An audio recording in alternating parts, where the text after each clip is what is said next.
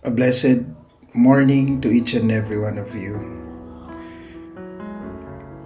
God is so good in our lives that He never leave us nor forsake us.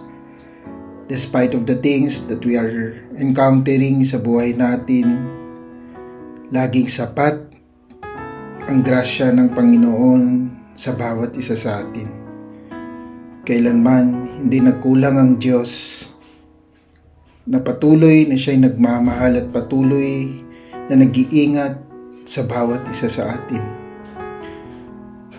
As what it is written in 2 Corinthians chapter 12 verse 9, "But He said to me, My grace is sufficient for you, for my power is made perfect in weakness. Therefore I will boast all the more gladly about my weaknesses, so that Christ's power may rest on me."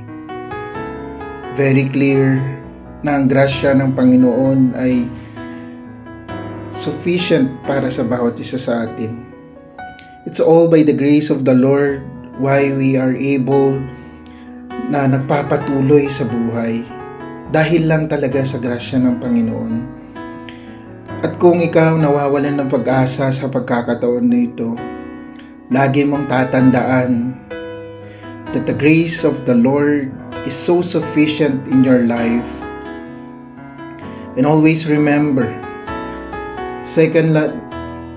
Lamentations chapter 3 verses 22 to 23. Because of the Lord's great love, we are not consumed, for His compassions never fail. They are new every morning.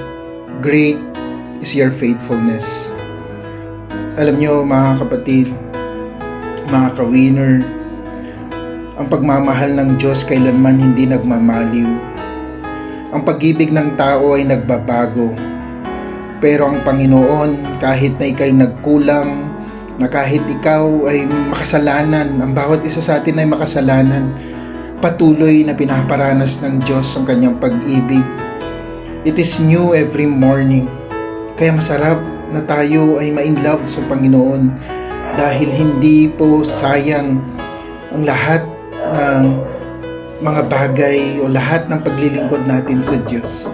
Kaya patuloy na tayo ay mag-step up, huwag mawala ng pag-asa. Always remember, the grace of the Lord is sufficient for you, and His love is new every morning.